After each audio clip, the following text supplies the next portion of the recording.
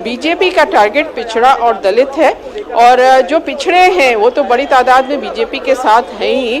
जो गैर यादव ओबीसीज हैं वो बीजेपी के साथ रहे हैं। ये ज़रूर है कि 2024 में छिटके हैं, तो जो छिटके हैं उनको वापस लाना है। इसी तरह से दलित, खासतौर से जो गैर जाटव दलित हैं उनको अपनी तरफ वापस लाने की कोशिश बीजेपी की हो रही है कि जो 2024 में नुकसान हुआ वो 2027 में वो नुकसान ना हो। वो जो लोग नाराज थे उनकी जाति के मंत्री बना के उनको मंत्रिमंडल में रिप्रेजेंटेशन देकर ये कोशिश की जा रही है कि उनको लुभाया जा सके। बिल्कुल आनंद जी, कोशिश तो पूरी की है और उन समीकरणों को साधने की भी कोशिश की है। और जिस तरह से अभी रुचि जी बता रही हैं, कृष्णा पासवान है तो ब्रज का रीजन है, अलीगढ़ का रीजन है, जो पूरा का पूरा वहां पर पूरी कोशिश है कि जो गैर जाटव वोट बैंक है उसमें पूरी सेंधमारी की जाए।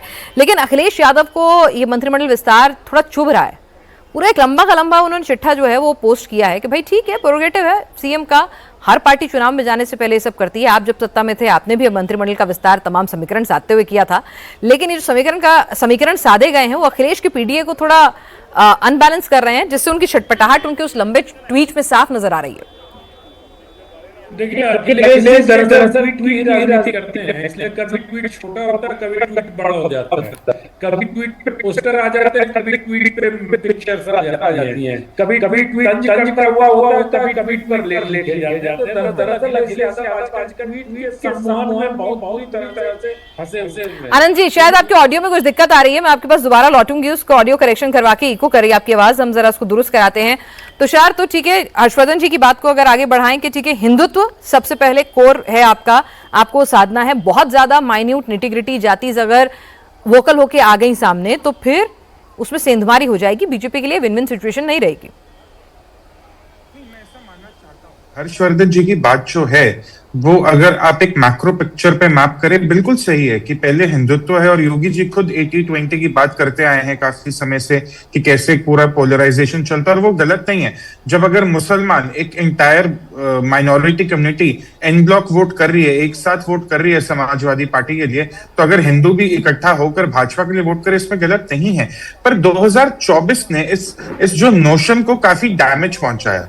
भाजपा इलेक्शन में यही सोचकर गई थी कि अभी भव्य राम मंदिर बना है, एक पूरा दिवाली जैसा माहौल है राज्य में, लोगों का एक जो जोश होगा, एक जो खुशी होगी वो उमड़ेगी राजनीतिक फैसलों में भी। पर ऐसा नहीं हुआ।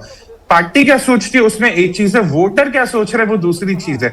तो भाजपा ने खुद की सोच तो ग्राउंड पे डिप्लॉय करके देख ली, कुछ ज्यादा प्राप्त नहीं हुआ। अब वो वोटर की सोच को आगे लेकर चल रही है।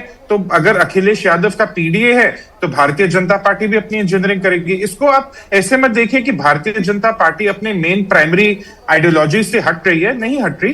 बट अब वो जो वोटर जैसा सोचती है, पार्टी को भी वैसा सोचना पड़ रहा है, क्योंकि ऐसा 2024 में हुआ है। और अगर आप 2024 का भी इलेक्शन देखें, उड़ीसा की अगर वो 20 सीटें ना आती तो इलेक्शन बहुत अलग हो सकता था, सरकार बहुत अलग हो सकती थी। तो बहुत एक नैरो मार्जिन था जो सरकार बनने का भी था। तो भाजपा दोबारा ऐसा रिस्क यूपी में तो बिल्कुल नहीं चाहेगी।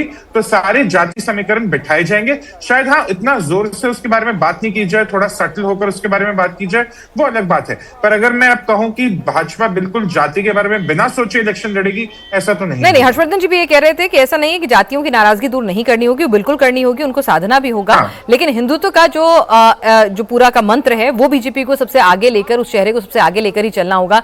आनंद जी, कोर्स करेक्शन तो यहाँ पर अगर बीजेपी कर रही है तो अखिलेश भी कर रहे हैं, बंगाल से सबक लेते हुए दिख रहे हैं, महाराणा प्रताप की जयंती पर 2-2 छुट्टी की बात कर रहे हैं, थोड़ा मुस्लिम अपीसमेंट भी उनके जुबान से थोड़ा कम सुनाई दे रहा है। हालांकि कांग्रेस ने सबक लिया ऐसा लग नहीं रहा, लेकिन अखिलेश ने ले लिया है।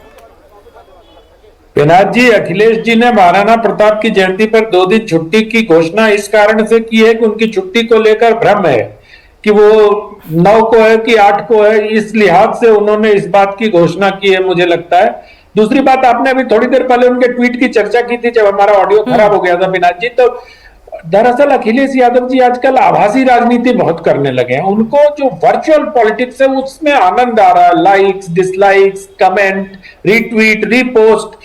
तो मुझे लगता है कि रीट्वीट, रीपोस्ट की जो आभासी पॉलिटिक्स है ना, उससे ज्यादा जमीन पर उतरकर पॉलिटिक्स करने की आवश्यकता है।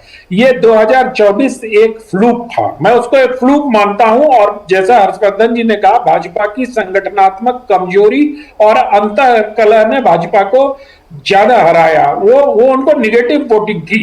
और मुझे लगता है कि भारतीय जनता पार्टी ने कोर्स करेक्शन कर लिया। और अब आप देखिएगा कि अगले 2-3 दिनों में भारतीय जनता पार्टी के जो नए प्रदेश अध्यक्ष हैं पंकज चौधरी, उनकी टीम की भी घोषणा हो जाएगी। वो टीम भी लगभग तैयार है, 45 से 53 लोग की टीम 2-3 दिनों में घोषित हो जाएगी। रुचि जी बेहतर बता पाएंगे हम लोगों से, लेकिन मुझे जो जानकारी है उसके हिसाब से ये 2-3 दिनों में संगठनात्मक चूल्हे भी कस दी जाएंगी।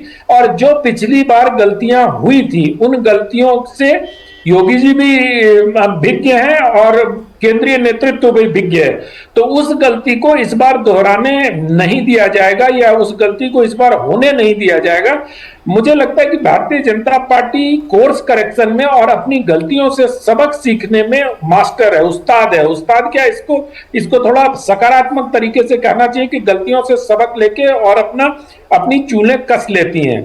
तो उत्तर प्रदेश उनके लिए बहुत बड़ा एक बैटल ग्राउंड है, क्योंकि उत्तर प्रदेश पर ही 2029 के लोकसभा चुनाव पूरी तरह से निर्भर करता है। जिस तरह उत्तर प्रदेश में 3 बार में रिकॉर्ड की स्थापना होगी, उसी तरह अगर 2029 में प्रधानमंत्री नरेंद्र मोदी प्रधानमंत्री फिर से बनते हैं, जिसके पूरे आसार हैं, तो मुझे लगता है कि नेहरू जी का जो रिकॉर्ड है वो टूटेगा और अब वो टूटता हुआ नजर भी आ रहा है। तो इन सब चीजों के मद्देनजर मुझे लगता है कि उत्तर प्रदेश के विधानसभा चुनाव को लेकर भारतीय जनता पार्टी बहुत ही संजीदगी से काम कर रही है।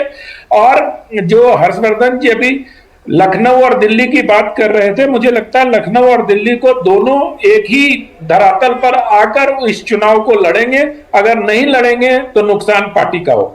बिल्कुल। और अनंत जी, बीजेपी के बारे में कहा भी जाता है कि ठीक है, अपनी इंटरनल कुछ आपके रिफ्ट हो सकते हैं, कुछ समस्याएं हो सकती हैं, जाहिर सी बात है, इतना बड़ा परिवार होता है, सबके अपने मतभेद भी हो सकते हैं, नाराजगी भी हो सकती है, लेकिन जब चुनाव की लड़ाई की बात आती है तो सीधे सीधे सभी लोग एकजुट हो जाते हैं कि भाई ठीक है, आपकी अपनी नाराजगी होगी, फिर चाहे वो बूथ लेवल के कार्यकर्ता की हो या बड़े नेता की हो, कि भाई अल्टीमेट गोल है चुनाव जीतना, पहले उसके लिए काम कीजिए, नाराजगी बाद में दूर की जाएगी। तो वो भी शायद रिफ्ट अब धीरे धीरे खत्म होंगे। Sajjan Kumar ji, course correction BJP ने तो करा है, उन्हें समझ में आ गया था पीडीए ने जो नुकसान पहुंचाया, लगातार अपने मंत्रिमंडल के विस्तार हो या संगठन में जो चेहरों को जगह दी जानी हो, पंकज चौधरी का प्रदेश अध्यक्ष बनाया जाना हो या फिर आगे जो उनकी टीम होगी उसमें रिप्रेजेंटेशन जो होगा, वो आयोग के गठन में भी, हर जगह वो पूरा जातिगत समीकरणों का ख्याल रख रहे हैं और आज के इस कैबिनेट विस्तार में भी। पर ऐसा नहीं है कि अखिलेश कोर्स करेक्शन नहीं करेंगे। भाई अखिलेश भी तो बंगाल की जीत से कुछ सीखेंगे ना। नहीं, ऑलरेडी उन्होंने, देखिए, अगर सफलता मिलनी ना मिलनी अलग बात है, लेकिन विधानसभा के जो नेता प्रतिपक्ष हैं वो माता प्रसाद पांडे हैं, ब्राह्मण समाज से हैं, जो प्रदेश अध्यक्ष हैं वो श्यामलाल पाल हैं, पाल समाज से हैं, पिछड़े वर्ग से हैं। तो ये एक परिपाटी उन्होंने की है कि जो मुस्लिम यादव सेंट्रिक एक इमेज बन गई थी उसको तोड़ के आप रिप्रेजेंटेशन दे।